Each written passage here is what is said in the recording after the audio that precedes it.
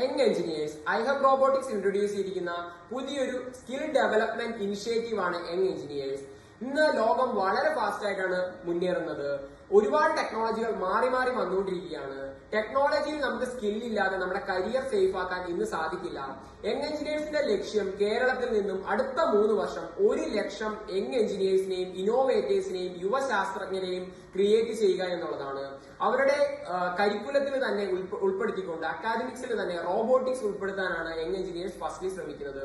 Robotics technology മാത്രമല്ല, robotics, drone technology, 3D printing, artificial intelligence, coding മുതലായുള്ള വളർന്നുകൊണ്ടിരിക്കുന്ന ഏറ്റവും കൂടുതൽ സ്കോപ്പുള്ള ടെക്നോളജികൾ അവരെ ചെറിയ പ്രായത്തിൽ നിന്ന് തന്നെ പഠിപ്പിച്ച് അവരുടെ കരിയർ സേഫ് ആക്കുക. അതുപോലെ തന്നെ ഈ ഒരു പ്രധാന ഇനിഷ്യേറ്റീവാണ് നമ്മുടെ യങ് എഞ്ചിനീയേഴ്സ് പറയുന്ന പ്രോഗ്രാം ലക്ഷ്യമിടുന്നത്.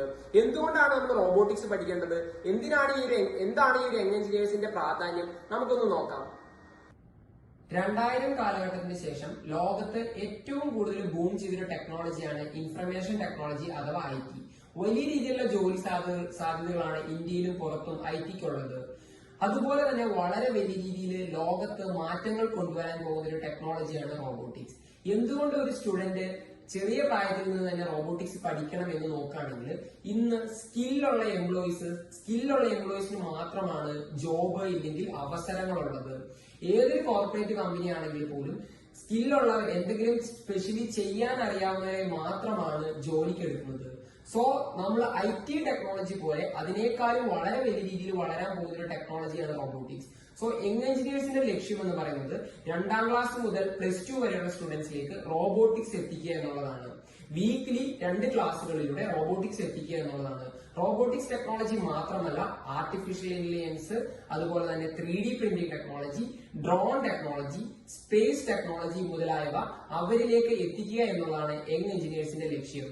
ഇതിലൂടെ വളരെ സ്കില്ലായിട്ടുള്ള യങ് എഞ്ചിനീയേഴ്സിനെയും യങ് സയന്റിസ്റ്റിനെയും ഇന്നോവേറ്റേഴ്സിനെയും ക്രിയേറ്റ് ചെയ്യാനായിട്ട് സാധിക്കും എന്നാണ് നമ്മൾ കരുതുന്നത്.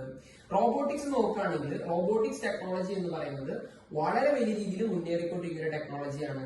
ലാസ്റ്റ് വീക്ക് ദുബായ് ഗവൺമെന്റിന്റെ വലിയ രീതിയിലുള്ള ഒരു അനൗൺസ്മെന്റ് ഉണ്ടായി. അതായത് വരുന്ന 10 വർഷത്തിനുള്ളിൽ ദുബായിയുടെ ടോട്ടൽ GDPയുടെ 9% റോബോട്ടിക്സ് കോൺട്രിബ്യൂട്ട് ചെയ്യുമെന്നാണ് അവരുടെ പഠനങ്ങൾ പറയുന്നത്. സോ ഗൾഫ് കൺട്രീസിലും യൂറോപ്യൻ കൺട്രീസിലും ഏറ്റവും കൂടുതൽ വളർന്നുകൊണ്ടിരിക്കുന്ന ഒരു ടെക്നോളജിയായി റോബോട്ടിക്സ് ഇന്ന് മാറിക്കഴിഞ്ഞു. എന്തുകൊണ്ടാണ് റോബോട്ടിക്സ് എന്ന് നമ്മൾ നോക്കുകയാണെങ്കിൽ, നമുക്ക് ഫുഡ് കുക്ക് ചെയ്യാൻ മുതൽ ഇപ്പൊ പെയിന്റ് അടിക്കാൻ വരെ റോബോട്ടുകൾ വന്നു തുടങ്ങിയിരിക്കുന്നു. ഹെൽത്ത് സെക്ടർ ആയാലും ബാങ്കിങ് സെക്ടർ ആയി കഴിഞ്ഞാലും IT ആണെങ്കിൽ പോലും ആർട്ടിഫിഷ്യൽ ഇന്റലിജൻസും റോബോട്ടിക്സും വലിയ രീതിയിലുള്ള മാറ്റങ്ങളാണ് ഉണ്ടാക്കിക്കൊണ്ടിരിക്കുന്നത്. സോ നമ്മുടെ കേരളത്തിൽ നിന്നും വളരെ ഇന്നോവേറ്റീവ് ആയിട്ടുള്ള, വളരെ ബ്രില്യന്റ് ആയിട്ടുള്ള സ്റ്റുഡൻസിനെ ക്രിയേറ്റ് ചെയ്യുക എന്നുള്ളതാണ് യങ് എഞ്ചിനീയേഴ്സിന്റെ ലക്ഷ്യമായി വരുന്നത്. സോ അടുത്ത 3 വർഷത്തിനുള്ളിൽ 1 ലക്ഷത്തിലധികം റോബോട്ടിക്സ് റിലേറ്റഡ് ആയിട്ടുള്ള ടെക്നോളജികളിൽ, robotics, drone technology, 3D printing, അതുപോലെ സ്പേസ് ടെക്നോളജി, ഈ മേഖലകളിൽ നിന്നും ഇന്നോവേറ്റേഴ്സിനെ ക്രിയേറ്റ് ചെയ്യുക എന്നുള്ളതാണ് യങ് എഞ്ചിനീയേഴ്സിന്റെ ലക്ഷ്യം. സോ ഇതിന്റെ ഭാഗമായിട്ട് നമ്മൾ എല്ലാ വീക്കുകളിലും സ്കൂളുകളിൽ 2 സെഷൻസ് റോബോട്ടിക്സിൽ പ്രൊവൈഡ് ചെയ്യുന്നുണ്ട്.